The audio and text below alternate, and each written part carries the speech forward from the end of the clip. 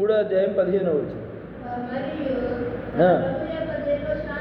ప్రభు యొక్క దీర్ఘశాంతము రక్షణార్థమైనదని నడుచుకొనుడి. అలాగే మన ప్రియ సహోదరుడైన పౌలు కూడా మనకు అనుగ్రహింపబడి జ్ఞానము చొప్పున రాసి ఉన్నాను.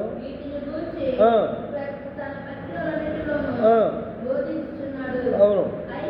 అయితే వాటిలో ఈ సంగతులు గ్రహించుటకు స్పష్టమైనవి. వీటిని విద్యాహీనుడు అస్థిరులైన వారు తక్కిన లేఖనములను అబద్ధము చేసినట్లు తమ స్వకీయ నాశనానికి అపార్థము చేయుదురు. మీరు ఈ సంగతులు ముందుగా తెలుసుకొని ఉన్నారు కనుక మీరు నీతి విరోధుల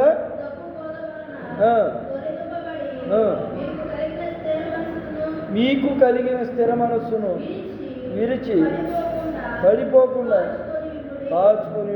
చాలా దేవుని వాక్యము ద్వారా మన యొక్క ప్రవర్తనను సరి చేసుకోవాలి. మనకు కలిగినటువంటి ఈ మంచి మనసును మనం కలిగి ఉండాలంటండి. దేవుని వాక్యంలో ఎలా ఉంటుందంటే, ఈ లోక సంబంధమైనటువంటి ప్రజలతో సహవాసం చేసేటప్పుడు మన యొక్క ఆలోచనలు, మన యొక్క తీరు తెన్ను మందిరంలో ఉన్నటువంటి భక్తిగా మన బయట జీవితంలో మనం ఉండలేకపోవచ్చు. పౌలు గారు అదే రాశాడంటాడు. కాబట్టి మన జీవిత కాలములో ఎన్నో ఒడిదుడుకులు జీవితకాలంలో వస్తూ ఉంటాయి. కానీ దేవుణ్ణి విడిచిపెడతాం అనేది జీవితకాలంలో ఎప్పుడు కూడా చేయకూడదు. దేవుడే మనల్ని కలుగు చేసిన కనుక ఆ దేవునిని నమ్మటమే మనం విధి ఏంటంటే దేవుణ్ణి మనం నమ్మాలి. దేవుడే మనల్ని కలుగు చేశాడు. దేవుని మార్గంలో జీవించాల్సినటువంటి మనము, దేవుని సత్య మార్గాన్ని అనుసరించాల్సినటువంటి మనము లోక సంబంధమైన ఆలోచనలు, లోక సంబంధమైనటువంటి ప్రవర్తనలో పడిపోతే మనమేమీ సాధించలేము. పతనాన్ని కోరుకుంటామంటండి. దేవుని దగ్గర దీవెనలు పొందుకోవాల్సినటువంటి మనము దేవుని మాటలకు లోబడకపోతే శాపాన్ని, పతనాన్ని మనం కోరుకోవలసి వస్తుందని దేవుని వాక్యం సెలవిస్తుంది. కాబట్టి మనం సత్ప్రవర్తన కలిగి మునుపటి వలె సత్యాన్ని ఎలా అయితే సత్య మార్గాన్ని గుర్తించి ఎరిగి దేవుని మార్గంలోకి వచ్చామో అలాగే మనం జీవించాలంటున్నాడు దేవుడు. చాలామంది దేవుని నమ్ముకుని జబ్బు చేసింది, ఆ జబ్బు తగ్గితే నేను దేవుణ్ణి నమ్ముకుంటానని దేవుణ్ణి నమ్ముకుని జబ్బు తగ్గిపోయిన తర్వాత దేవుణ్ణి విడిచిపెట్టినటువంటి ప్రజలు కూడా ఈ లోకంలో చాలామంది నేను చూశాను. ఉద్యోగాలు వస్తే మేము దేవుణ్ణి నమ్ముకుంటామని చెప్పి ఉద్యోగాలు రాగానే దేవుని మందిరానికి రావటం ఆగిపోయినటువంటి వారిని మేము చూసాం. ఒక సహోదరి అంటండి, ఒక సహోదరి చోట, అయ్యా పాస్టర్ గారు దేవుని మందిరానికి ప్రతి వారం వస్తున్నాను, నాకు ఏ తోడు లేదయ్యా, భర్త లేడు, ఒంటరిదాన్ని, ఒక కుమారుడు చదువుకుంటున్నాడయ్యా, నా బ్రతుకంతా మరి ఆ బిడ్డను చదివించుకోవడమేను, ఇంకా నాకేముంది వెనక ముందు, అయ్యా ఏదైనా నాకు 2 గేదెలు మేపుకుంటేనయ్యా కాస్త పోషణకి నాకు ఉంటుందయ్యా, నేను బయటికి వెళ్ళి ఏ పనులు చేయలేకపోతున్నాను ఎండలకి వానలకి అని చెప్పి ఓ తల్లిగారు పాపం పాస్టర్ గారి దగ్గరికి వచ్చి ప్రార్థన చేస్తే ఆయన ఏం చేశాడంటే, అమ్మా నీకేం పర్వాలేదు, కొద్ది కాలంలోనే దేవుడిని ఆశీర్వదించబోతున్నాడు, నువ్వు ప్రార్థన చేసుకో, నీ కుమారుడు కూడా ప్రార్థన నేర్పించు, మీ అవసరత ఏదైతే ఉందో దేవుని సన్నిధిలో అడగండి, దేవుడు మీకు సహాయం చేస్తాడు అని చెప్పి, అమ్మా మీ గురించి నేను కూడా ప్రార్థన చేస్తాను అని చెప్పినప్పుడు ఆ తల్లిగారు సంతోషంగా ఇంటికి వెళ్ళిందంటండి. ఇంటికి వెళ్ళిన తర్వాత వారం 10 రోజుల్లోనే గవర్నమెంట్ వాళ్ళు ఒక పథకం పెట్టారంట. గేదెలకి లోన్లు ఇస్తాము, మీరు డోకరాల్లో ఉన్న వాళ్ళందరూ కూడా పేర్లు ఇవ్వండి, మీకు లోన్లు వస్తాయి, ఆ లోన్లు వస్తే మీరు ఆ పశువులు కొనుక్కోవచ్చు అని చెప్పి పథకం పెట్టిందండి. కరెక్ట్గా వారం 10 రోజుల్లోనే లోన్ రావడం జరిగింది. గేదెలు కొంది ఒక నెల గడిచింది. పాస్టర్ గారి దగ్గరికి వచ్చింది. అయ్యా పాస్టర్ గారు, మీరు చేసిన ప్రార్థన దేవుడు ఆలకించి మాకు చక్కగా పశువులు ఇచ్చాడు దేవుడు. అయ్యా మేము సమృద్ధిగా బ్రతుకుతున్నాము. అయ్యా మా గురించి ఇలాగే ప్రార్థన చేయండి అయ్యా, మేము కూడా ప్రార్థన చేసుకుంటున్నాము అని చెప్పి సాక్ష్యం చెప్పింది తల్లిగారు. ఆశీర్వదించబడుతుంది. చక్కగా నెలలు గడుస్తున్నాయి, సంవత్సరాలు గడుస్తున్నాయి. ఒక సంవత్సరం బాగానే వచ్చింది. రెండో సంవత్సరం నుంచి ప్రార్థనకి రావటం ఆగిపోయింది.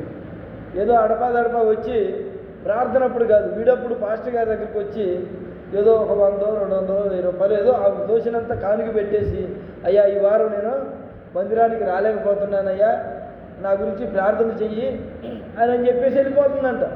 సరే ఈ వారం ఏదో పని మీద ఉందేమో, సరే ఈ నెలలో ఏమైనా పని మీద ఉందేమో అని పాస్టర్ గారి పాపం ప్రార్థన చేస్తున్నాడంట. ఓ రోజు ఇంటికి వెళ్ళాడంట. ఏందమ్మా ప్రార్థనకి రావట్లేదు? ఒకప్పుడేమో మరి అయ్యా మా పరిస్థితి బాగాలేదు, ప్రతి వారం వచ్చేదానికి పరిస్థితులు బాగాలేదు అన్నావు, దేవుడు సమృద్ధిగా ఆశీర్వదించాడు కదా, ఏందమ్మా ప్రార్థనకి రాలేకపోతున్నావు అంటే, అప్పుడు అంటుందంట ఆ తల్లిగారు, అయ్యా దేవుడు బాగా ఆశీర్వదించాడు, గేదెలు బాగా పశువులు బాగా పెరిగిపోయినాయి, ఇప్పుడు వాటిని చూసుకోవడానికి నాకు తీరిక లేదయ్యా, ఇంక నేనేం మందిరానికి వచ్చేది అంటే. చూడండి, దేవుడు ఆశీర్వాదం నేను దేవుణ్ణి మర్చిపోయేలాగా చేసింది కదా. అర్థమవుతుందా మీకు? కాబట్టి మనకి ఎన్ని పనులున్నా, ఎంత దేవుడు ఆశీర్వదించినా ఆశీర్వదించకపోయినా దేవుని పాదాలు మనం వదిలిపెట్టకూడదు. దేవుని పాదాలు నమ్ముకుని మనం జీవించాలి. దేవుణ్ణి నమ్ముకుని మనం జీవించాలి. ఆ తల్లిగారికి మరి అయ్యా ఈ వారం కూడా రాలేకపోతున్నానంటే, అమ్మ అలా అనకూడదమ్మా, దేవుని మందిరానికి రావాలి తల్లి అని చెప్పి మాస్టర్ గారు ఏం చేశాడంటే ఒక ఆదివారం ప్రార్థన చేశాడంట. అయ్యా ఆ బిడ్డ మందిరానికి రాలేకపోతుంది అయ్యా, నువ్వేం బహుగా ఆశీర్వదించావు, గేదెలు పశువులు మంచి సమృద్ధిగా ఉందయ్యా, ఆ బిడ్డను మందిరానికి నడిపించు ప్రభు అని ప్రార్థన చేస్తే ఆ ఏడు ఆ గేదెలకి ఏదో చిన్న జబ్బు చేసి 2000 గేదెలు అమ్మేయాల్సి వచ్చి అమ్మేసేసుకుందంట. ఎందుకు? ఏదో పరిస్థితులు బాగోక. ఇప్పుడు రెండు పశువులే ఉన్నాయి. ఇప్పుడు ఏం చేస్తుంది? 2 పశువులే కదా, మేత పెడుతుంది, నీళ్లు పెడుతుంది, టయానికి మందిరానికి వస్తుంది. అంటే ఆడదాకా ఏ మనిషి కూడా తెచ్చుకో. దేవుడు ఎంత ఆశీర్వదించినా కానీ ఆ ఆశీర్వాదాన్ని హృదయంలో తలపోయిచు ఆ ఆశీర్వాదాన్ని అనుభవిస్తూ మనం ఏం చేయాలి? ఆశీర్వదించిన దేవుణ్ణి మనం గుర్తుపెట్టుకోవాలి. దేవుడు ఏదో కానుకలు అడగడు, ఏం అడగడు. దేవుడు అడిగేది ఏంటంటే నీ హృదయాన్ని. నువ్వు దేవుని మందిరానికి వచ్చి దేవుడి ప్రార్థన ప్రకారం జీవిస్తున్నావా లేదా, దేవుని వాక్యం ప్రకారం జీవిస్తున్నావా లేదా. దేవుడికి కావాల్సింది అదేనండి. దేవుడు కానుకలు అడిగేవాడు కాదు. ఈ లోకంలో చాలామంది అజ్ఞానులు అంటారు. వాళ్ళు అంటారు మీరు కానుకలు అడుగుతారు, లేకపోతే ఇంకేదో నెత్తి మీద చేయి పెట్టేసి 100 రూపాయలు కానుకలు అడుగుతారు, రకరకాలుగా మాట్లాడుతూ ఉంటారు. వాళ్ళకి తెలియదు కదా ఆ విషయం. దేవుడు అడిగేవాడు కాదు, అడుక్కునేవాడు కాదు. దేవుడు ఏదో ఒక రకంగా దేవుడు పోషించే దేవుడే, ఆశీర్వదించే దేవుడే. అవునా కదా? మీకు తెలియదేమో. అడిగితే దేవుడు సహాయం చేసే దేవుడు. అయ్యా ఈరోజు నాకు పని లేదయ్యా, ఏదో పని చేయంటే సాయంత్రానికి ఏదో ఒక పని చూపించి దేవుడు ఆశీర్వదించే దేవుడు. ఆ అనుభవాలు నేను పొందుకున్నా.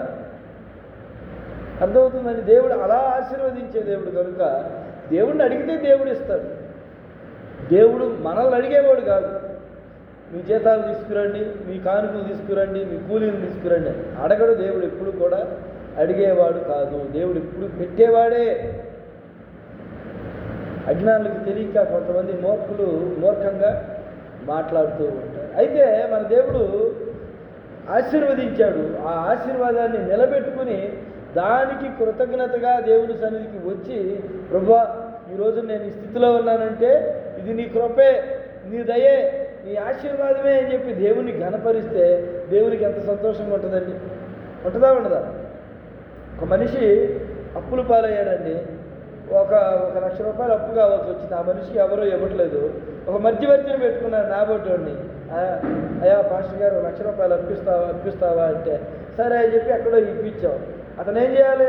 అయ్యా నువ్వు లేకపోతే నేను లేనయ్యా, ఇవాళ రోజున మా పిల్లలు ఇబ్బందులు పడాల్సిన పరిస్థితుల్లో నువ్వు తినడానికి ఏదో సహాయం చేసి పెట్టావయ్యా అని కృతజ్ఞతకు చూపిస్తే ఈ యొక్క మధ్యవర్తికి ఎలా ఉంటుంది? సంతోషంగా ఉంటుంది. అలాగనే దేవుడు కూడా మనం చేసే మనకిచ్చే ఆశీర్వాదాలు అన్ని విషయాల్లో కూడా దేవునికి ఏం చేయాలంటే మనం కృతజ్ఞతాస్తుతులు చెల్లించాలి. అప్పుడే దేవుడు ఏం చేస్తాడంటే మనల్ని దృష్టిలో పెట్టుకొని, మనల్ని గుర్తులు పెట్టుకొని ఇంకా ఆశీర్వదించడానికి, ఇంకా మేలు చేయడానికి, మనం ఆయన జ్ఞాపకాలలో ఉండేలాగా మనం ఇప్పుడు కూడా ఉండాలంటే. చూడండి, ఇంకా కిందకు చూద్దాం. అదే పేతురు గ్రంథం, మొదటి పేతురు గ్రంథం 2వ అధ్యాయం 21వ వచనం చూడు. అదే పేతురు గ్రంథం, మొదటి పేతురు గ్రంథం, పేతురు రాసిన మొదటి గ్రంథం 2వ అధ్యాయం 21వ వచనం.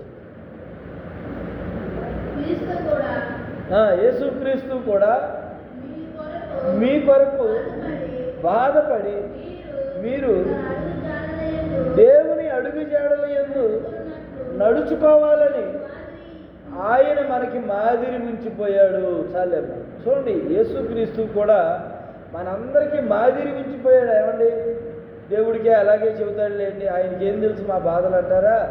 ఆయన మనకంటే ఎక్కువగా బాధలు పొందాడండి, మనకంటే ఎక్కువగా చిత్రహింసలు పొందాడు. ఇంకా ఆయన ఏ పాపము చేయలేదు, ఏ నేరము చేయలేదు, ఏ అప్పు చేయలేదు. నాకు అప్పులు ఉన్నాయనుకోండి, అయ్యో అప్పుల బాధతో ఇబ్బంది పడుతున్నానయ్యా అంటాం. ఎందుకని? అది ఎవరిచ్చినప్పుడు? నా స్వయాన నేను చేసుకున్న అప్పులు. నేను చేసినటువంటి ఆ కార్యాలకి నేను బాధపడితే తప్పు లేదు, నేను చెయ్యని దానికి బాధపడితే తప్పు. కానీ దేవుడు చూడండి, ఆయన ఏ పాపమో చేయలేదు, ఎవరికి ద్రోహం చేయలేదు, ఎవరిని అన్యాయం చేయలేదు. ఆయన మాటలు వినడానికి వచ్చినటువంటి 5,000 మందికి దేవుడు ఏం చేశాడు? ఎన్ని రొట్టెలు? 5 రొట్టెలు 2 చిన్న చేపలు. 5 రొట్టెలు 2 చిన్న చేపలను ఇంచుమించు 5,000 మంది పైచులకు ప్రజలకు పంచివేశాడు. ఎలా పెంచాడయ్యా? దేవుని యొక్క ఆశీర్వాదం అలాగే ఉంటుంది. చూడండి, 5 రొట్టెలు 2 చిన్న చేపలను పిల్లలు దేవుని వాక్యం వినటానికి యేసయ్య దగ్గరికి తెచ్చుకుంటే ఆ బాక్సు అయ్యా పిల్లల మరి అనేక మంది జనం వచ్చారయ్యా, 5,000 మంది పైచిలకు జనం వచ్చారయ్యా, మరి వారికి ఈ సమయంలో ఆహారం ఏందయ్యా అంటే ఆ దగ్గరలో ఊరు లేదు, ఎక్కడో అరణ్యంలో కొండ మీద ఉండి ప్రసంగం చేస్తున్నాడు దేవుడు. అరే ఎట్లాగా అని చెప్పి ఎవరి దగ్గరైనా ఏమైనా ఉందా అంటే ఆ పిల్లలు ఏం చేశారంటే, అయ్యా మా దగ్గర ఒక 5 రొట్టెలు 2 చిన్న చేపలు మా అమ్మ మాకు తింటానికని బాక్సులో పెట్టి పంపించింది, ఇవి పంచండి అని చెప్తే యేసు ప్రభు వారు వాటిని పట్టుకుని ప్రార్థన చేసినప్పుడు అవి 5,000 మందికి పంచడానికి దేవుడు సహాయం చేశాడు. దేవునికి ఆశీర్వాదం. ఈ లోకంలో ఆయన మనకు మాదిరి ఉంచిపోయాడు. మాదిరి ఈ లోకానికి వచ్చాడు. ఆయన పెట్టినవాడే కానీ లాక్కున్నవాడు కాదు. అర్థమవుతుందా? దేవుడు అనేవాడు ఇచ్చేవాడే కానీ లాక్కునేవాడో తీసుకునేవాడో మట్టికి ఎప్పటికీ కూడా కాదండి. మనం దేవుడిని అడగాలి. దేవుడు ఏమంటున్నాడు? మీరు అడగండి మీకు ఇస్తా, అడుగుడి మీకు ఇయ్యబడును, తట్టండి, తలుపు దగ్గరికి వచ్చి తట్టండి, మిమ్మల్ని దేవుడు లోనకి తీసుకొస్తాడు. హృదయం అనేటువంటి తలుపుని దేవుడు నిన్ను తట్టినప్పుడు నువ్వేం చేయాలంటే యేసయ్యని నీ హృదయంలోనికి ఆహ్వానించాలి. ఇవాళ కాదులే అయ్యా, ఇవాళ పనులు ఉన్నాయి, వచ్చేవారు వద్దు కానీ అంటే కుదరదు. దేవుని వారం దేవుని సన్నిధికి వచ్చి దేవుని ప్రార్థనలో పాల్పొందుతుందంట. గత వారం మేము ఇక్కడికి రాలేకపోయినా విజయవాడ కార్యక్రమం ఉండి వెళ్ళాం ఫ్యామిలీ మొత్తం. అక్కడైనా సరే మేము ఎక్కడికి వెళ్ళినా కానీ దేవుని మందిరాన్ని మట్టికి విడిచిపెట్టబడి ఎక్కడికి వెళ్ళినా సరే ఆ మందిరమా ఈ మందిరమా చూడండి. ఏ మందిరం అయినా దేవుడు ఉంటాడు, దేవుని వాక్యం వింటాం. అర్థమవుతుందా? కాబట్టి వెళ్ళాం. అక్కడ గన్నవరం మన విమానాశ్రయం ఉంటుంది కదా, అక్కడ దగ్గరలో ఉన్నటువంటి ఆ దేవుని మందిరానికి వెళ్ళి అక్కడ ప్రార్థన చేసుకుని ఆ కార్యక్రమానికి వెళ్ళి మరి అక్కడ కనపడి మళ్ళా సాయంత్రానికి మేమందరం రావడం జరిగింది. దేవుడు మందిరాన్ని మనం వదిలిపెట్టకూడదు, దేవునిని మనం వదిలిపెట్టకూడదు. దాని వలన మనకి మేలు కలుగుతుంది. దేవుని మందిరానికి రావడం వలన మేలు, దేవుని మందిరంలో కూర్చోవడం వలన మేలు, దేవుని మందిరంలో వాక్యం వినడం మేలు. శ్రద్ధ కలిగి కూర్చోవడం కూడా దేవుడు ఆశీర్వాదం అండి. లేదంటే దేవుడు మన ప్రవర్తన అంతా కూడా దేవుడు చూస్తూ ఉంటాడు. దేవుని మందిరానికి వచ్చి ఎలా కూర్చున్నాము, ఎలాంటి ప్రవర్తనతో మనం ఉన్నాము, మన నడక పడక మన స్థితిగతి అంతా కూడా చూస్తాడు.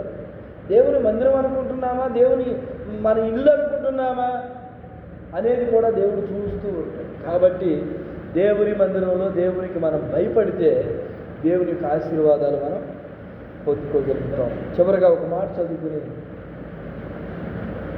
బల్లారాధన పాల్పొందుల్లోకి వెళ్దాం. యాకోబు రాసినటువంటి పత్రిక 5వ అధ్యాయము 16వ వచనం.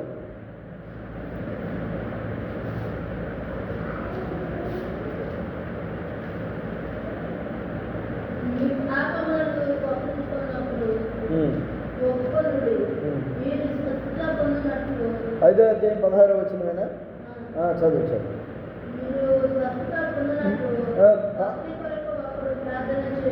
పాపములను ఒకరితో ఒకరు ఒప్పుకొనుడి, మీరు స్వస్థత పొందినట్లు ఒకరి కొరకు ఒకరు ప్రార్థన చేయుడి. నీతిమంతుని యొక్క విజ్ఞాపన మనపూర్వకమైనదై బహుబలము గలదై ఉండును. చాలమ్మ. చూడండి, మన పాపములంట ఒప్పుకోవాలంట, దేవుని సన్నిధిలో ఒప్పుకోవాలి. ప్రభా, నేను వాదన చేశానయ్యా, నన్ను క్షమించాను, ఈరోజు ఈ కార్యం ఇష్టం లేకపోతే ఇంకెప్పుడు చేయనయ్యా, నా ప్రవర్తనని మార్చుకుంటానయ్యా అని ఒప్పుకోవాలి. 2, మీలో ఏదైనా అపవిత్రత, అనారోగ్యం ఏదైనా ఉందనుకో, తలనొప్పో, కాళ్ళు నొప్పులో, ఒళ్ళు నొప్పులో, నీరసమో ఏయో ఉంటాయిగా, మానవునికి ఉంటాయా ఉండవా? అందరికీ ఏదో సమస్య ఉంటుంది కదండి, కాళ్ళ నొప్పులో, మోకాళ్ళ నొప్పులో, తలనొప్పు. చూడండి, ఇక్కడ ఏం రాయబడిందంటే, మీరు స్వస్థత పొందునట్లు ఒకరి కొరకు ఒకరు ప్రార్థన చేసుకోండి. హల్లెలూయా. మీరేం చేయాలా? మీ గురించి మీరు ప్రార్థన చేసుకోండి. మీకు అనారోగ్యంగా ఉందనుకో, దేవుని సన్నిధి కాడికి ఇక్కడికి వచ్చి నాకు చెప్పొచ్చు, లేదా నాకు చెప్పలేని ఏమైనా ఉంటే ఆ జ్యోతికి చెప్పొచ్చు, లేదా మీ పక్కన ఉన్న వారికి కూడా చెప్పొచ్చు అంట. దేవుని వాక్యం, దేవుడు చెప్తున్నాడు, నీ పొరుగువానికి కూడా నువ్వు సమస్య చెబితే, నీ పొరుగువాడు నువ్వు కలిసి ప్రార్థన చేసుకుంటే నీకు శీఘ్రముగా స్వస్థత కలుగుతుంది. హల్లెలూయా. లేదు, మా పాస్టర్ గారే ప్రార్థన చేయాలి, పాస్టర్ గారే చేసి ప్రార్థన చేయాలి, పాస్టర్ గారే నువ్వు చెయ్యాలి ప్రార్థన అని మనం అనుకుంటాం, కానీ అది కాదంటాడు. మనం దేవుని సన్నిధిలో మొట్టమొదటి ముందు మనం ప్రార్థన చేయాలి మనస్ఫూర్తిగా. 2, మన తోటి వారు ప్రార్థనకు వచ్చిన వారు ఉన్నారు చూడండి, వాళ్ళతో సమస్య చెప్పుకుని, అమ్మా నేను ఈ పరిస్థితిలో ఉన్నాను అక్క, ఇదిగో నా ప్రార్థన చేయండి నా గురించి, ఇదిగో నాకు ఇలా అనారోగ్యంతో ఉన్నాను, నా గురించి ప్రార్థన చేయండి అమ్మా అని చెప్పుకోవచ్చు. 3, సంఘ సేవకుడికి ఎవరైతే ఇక్కడ వాక్యం చెప్తూ ప్రార్థన చేస్తానని చెప్తారో వారికి, దైవజనులకు కూడా మనం పెద్దవారికి చెప్పవచ్చు. ఏమని? అయ్యా, మా కుటుంబం గురించి ప్రార్థన చేయ్యా, మా కుటుంబ పరిస్థితులు బాగోలేదయ్యా, మరి దయచేసి బిడ్డల గురించి ప్రార్థన చేయ్యా, నాకు అనారోగ్యంతో ఉన్నాను, నన్ను స్వస్థపరచులాగా ప్రార్థన చేయ్యా, అయ్యా మా పరిస్థితులు ఏమీ బాగోలేదు, మా పరిస్థితులు ఇది అని చెప్పి దేవుని సన్నిధిలో దైవ సేవకుడికి చెప్పి కూడా ప్రార్థన చేసుకోవచ్చు అంట. చూడండి, స్వస్థత పొందినట్లు ఒకరి కొరకు ఒకరు ప్రార్థన చేయండి. ఆ ప్రార్థన కూడా ఎలాంటి వారు చేయాలి? దేవుని సన్నిధికి వచ్చి యథార్థత కలిగి, మంచి మనసు కలిగి, క్షమాపణ పొందుకొని దేవుని సన్నిధిలో, ప్రభా నేను గత వారంలో చేశానయ్యా, నన్ను క్షమించు అని చెప్పి అన్ని క్షమాపణలు పొందిన తర్వాత నువ్వు నీతిమంతుడిగా తీర్చబడ్డావే, ఆ చివరి క్షణాల్లో వచ్చి నీతిమంతుని యొక్క విజ్ఞాపన మనఃపూర్వకమై బహుబలము గలదయ్యుండును. నువ్వన్నీ వదిలిపెట్టేసి దేవుని సన్నిధిలో కనుక, ప్రభా ఇక నేనేమీ చేయలేని పరిస్థితి అయ్యా, నా వల్ల ఏమీ కాదు, ఏదైనా నువ్వే నా ఎడల కార్యములు చేయగలవు అని చెప్పి దేవుని కనుక అడిగి మన హృదయపూర్వకంగా నీతివంతులమై విజ్ఞాపన కనుక చేయగలిగితే అది బహుబలం కలిగిన ప్రార్థనగా మార్చబడుతుందటండి. అప్పుడు నీ గురించి ఎటువారు ప్రార్థన చేశారో లేదో కాదు, నీ ప్రార్థనే దేవునికి బలముగా చేర్చబడుతుంది. లేదా నీ ఎదుటివారు నీతిమంతులుగా ఉండుంటే వాళ్ళు చేసే ప్రార్థన నీ గురించి బలముగా చేర్చబడుతుంది. ఏది ఏమైనా హృదయపూర్వకముగా నీతిమంతులమై జ్ఞానయుక్తముతో చేసేటువంటి ప్రార్థన బహుబలము కలిగినదంటండి, బహుబలము కలిగినది. కాబట్టి మనం ప్రార్థన చేసేటువంటి వారముగా ఉండాలి. మన కుటుంబాల గురించి, మన బిడ్డల గురించి, మన సంఘం గురించి, సంఘ బిడ్డల గురించి, మన గ్రామం గురించి, మన బంధువుల గురించి ప్రార్థన చేయండి. ప్రార్థన చేయండి. దేవుడే తీసుకొస్తాడు దేవుని మందిరాన్ని. దేవుడే వారిలో మార్పు కలిగిస్తాడు. ఏదో ఒక సమయంలో దేవుని యొక్క రక్షణ వారిని పట్టుకుంటుంది. మా గ్రామంలో బాపనయ్య తాత అని ఒక ఆయన ఉండేవాడు. బాపనయ్య తాత ఆయన మా విగ్రహారాధికుల్లో ఫస్ట్ బాప్తిసం పొందినటువంటి ఆయన వ్యక్తి. అయితే వాళ్ళ పిల్లలు 2-3 తరాలు ఎవరిలో కూడా దేవుణ్ణి నమ్ముకోవటం కానీ బాప్తిసాలు పొందటం కానీ లేదు. ఆయన ఒక్కడే బాప్తిసం పొందాడు. కానీ ఆయన మునిమానవుడు దేవుణ్ణి నమ్ముకుని బాప్తిసం పొందాడు. ఎందుకని? ఈయన ప్రార్థన చేసుకుని ఉంటాడుగా, ప్రభువా నా బిడ్డలను కాపాడు, నా మనవ సంతానానికి కూడా ఈ రక్షణ దయచేయి ప్రభువా, వారి ఈ లోకంలో ఉన్నటువంటి వెర్రితనానికి అలవాటు పడిపోయి నిన్ను నమ్ముకోవడం మానేస్తారేమో ప్రభువా, నీ చిత్తం నా బిడ్డలపైన, నా తరంలో ఎవరైనా రక్షించబడాలి ప్రభువా అని చెప్పి వారి కుటుంబం గురించి ప్రార్థన చేసి ఉంటాడుగా. మధ్యలో బిడ్డలు నమ్ముకోకపోయినా మునిమనవుడు నమ్ముకుని దేవుని పనిలో కొనసాగుతూ ఉన్నాడు. చూడండి, దేవుని యొక్క కృప అలా విస్తరించబడుతుంది. ఏదో ఒక సమయంలో నీ ప్రార్థన దేవుడికి నీకు ఉపయోగపడుతుంది.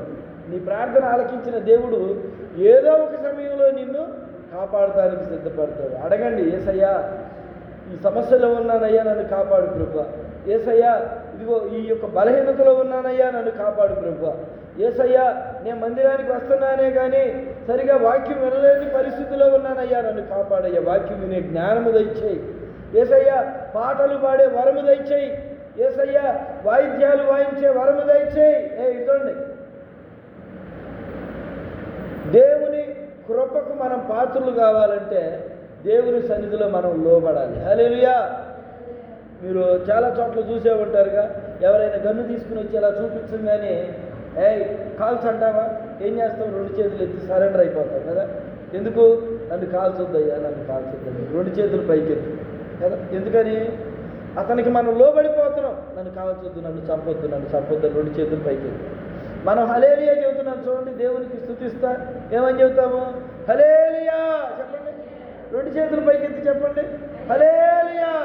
అంటే ఏంటి? ప్రభువా నేను నిన్ను స్తుతిస్తున్నా, నేను గట్టివాడినే, నేను గట్టివాడిని అని అనుకోవట్లేదయ్యా, నా చేతుల్లో ఏమీ లేదయ్యా, నాదేమీ లేదయ్యా ఈ లోకం, నాదంటూ ఈలోన ఏమీ లేదయ్యా, నాకంటూ ఈ లోకాన ఏదీ లేదయ్యా అని పాడు వచ్చా అని ఒక భక్తుడు పాట రాశాడు. నాదంటూ ఈ లోకాన ఏమీ లేదు, నాకంటూ ఈ లోకాన ఏమీ లేదు, ఒకవేళ అది ఉంది అంటే అది నువ్విచ్చిందే. ఈరోజు నా బిడ్డలు కలిగి ఉన్నానంటే అది నువ్విచ్చిందే. ఈ రోజున నేను కొద్ది గొప్ప ఆస్తిపాస్తులు కలిగి ఉన్నామంటే అది నువ్విచ్చిందే. కొంతమంది లోకంలో ఏమనుకుంటారు, అయ్యా నా కష్టం అండి, నేను ఎంతో కష్టపడ్డాను, ఎన్నో మాటలు పడ్డాను, ఎన్నో ఇబ్బందులు పడి ఇదంతా సంపాదించుకున్నాను, ఎంత కష్టపడ్డామనుకున్నారు అని వాళ్ళ గొప్పలు చెప్పుకుంటారు. కానీ దేవుని బిడ్డలమైనటువంటి మనము గొప్పలు చెప్పుకోవడానికి కాదు, కానీ నాదంటూ ఏముందయ్యా, ఇది నువ్వు ఇచ్చిన జ్ఞానాన్ని బట్టే ఇది సాధించలేదు, నువ్వు ఇచ్చినటువంటి శక్తిని బట్టే ఇది సాధించలేదు, నువ్వు నన్ను ఆశీర్వదించావు కాబట్టే బిడ్డలు మేము సంతోషంగా ఉండగలుగుతున్నాము అని దేవుని ముందు మనం తగ్గించుకోవాలి. దేవుని వాక్యం ఏం చెబుతుంది? తను తాను తగ్గించుకున్నవాడు దేవుడు వారిని ఏం చేస్తాడు? హెచ్చిస్తాడు. దేవుని ముందు ఎప్పుడు తగ్గించుకోవాలి. గొప్పలకు పోకూడదు, మనం ఘనతలు ఊహించకూడదు. ఏమని? నేను పాస్టర్ని కాబట్టి మీరందరూ కింద కూర్చోండి, నేను కుర్చీలో కూర్చుంటాను. అర్థమవుతుందా? మనం ఎప్పుడు కూడా గర్వానికి పోకుండా మమేకం అవ్వాలి, దేవునిలో కలిసిపోవాలి, దేవుని బిడ్డలంగా కలిసిపోవాలి అందరూ కూడా. కాబట్టి దేవునిని బట్టి మనం అతిశయించాలి, దేవుని బట్టి మనం జ్ఞానం పొందుకోవాలి, దేవుని బట్టి మనం ఆశీర్వాదం పొందుకోవాలి. ఇవన్నీ జరగాలంటే మనం ఏం చేయాలి? బలమైన ప్రార్థన చేయాలి. అనారోగ్యంగా ఉందా? ఆరోగ్యం గురించి ప్రార్థన చేయి. శాంతి సమాధానం లేదా, శాంతి సమాధానం కొరకు ప్రార్థన చేయి. నీ గృహం కట్టబడాలా, ప్రార్థన చేయి. ఏదో ఒక నాటికి నీకు ప్రార్థన ఫలిస్తుంది. అది ఎప్పుడు అనేది మనం చెప్పలేం. కష్టాల కొలిమిలో ఉన్నావా, ప్రార్థన చేయి. ఆ కొలిమిలో నుంచి తీయబడినటువంటి పదునైన కత్తిగా నిన్ను మారుస్తాడు దేవుడు. హల్లెలూయా. అయ్యా అన్ని కష్టాలేనయ్యా, అన్ని ఇబ్బందులేనయ్యా, ఎన్నాళ్ళ నుంచి ప్రార్థన చేసినా నా పరిస్థితి ఎలాగే ఉందయ్యా. కొలిమి కాడికి వెళ్ళారా మీరు ఎప్పుడైనా? కత్తులు సానబట్టడానికి ఏం చేస్తాడు? కొలిమిలో అలా పెట్టి తీసి అమ్మంటే పదును పెట్టేస్తాడా?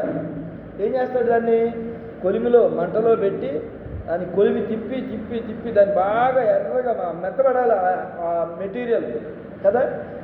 ఆ కత్తి అనేది బాగా మెత్తబడితే బాగా కాలి ఎర్రగా వచ్చిన తర్వాత దాన్ని ఏం చేస్తాడు? సుత్తితో బాగా కొట్టి దాన్ని పొదును చేస్తాడు కదా. ఏ షేప్లోకి రావాలో పొదును అలా తయారు చేస్తాడు. దేవుడు కూడా అంతేనండి. నిన్ను కష్టాల్లో పెట్టాడు అంటే నిన్ను ఏదో ఒక ఆయుధంగా చేయబోతున్నాడు. నీ కుటుంబంలో నిన్ను ఏదో ఒక స్తంభంగా చేయబోతున్నాడు. ఆశీర్వాదానికి, మేలుకారానికి ముందుగా నిన్ను కొలిమిలో పెట్టి తీయబడినటువంటి పదునైన ఆయుధంగా నిన్ను మార్చబోతున్నాడు. నీ ద్వారా నీ కుటుంబానికో, నీ బిడ్డలకో, వారి బిడ్డలకో ఏదో ఒక ఆశీర్వాదం కలగబోతుంది. హల్లెలూయా. మనం చేయాల్సిన పని ఏంటంటే మన బిడ్డల గురించి, కుటుంబం గురించి ప్రార్థన చేయాలి. దేవుడు అంటే ఆశీర్వాదాలు, అంటే మేలులు, పరిపూర్ణమైన ఆరోగ్యము, నెమ్మది, జీవమును దేవుడు మనకందరికీ అనుగ్రహించునుగాక. ఆమేన్. ఈ మాటలు దేవుని దీవించి ఆశీర్వదించునుగాక.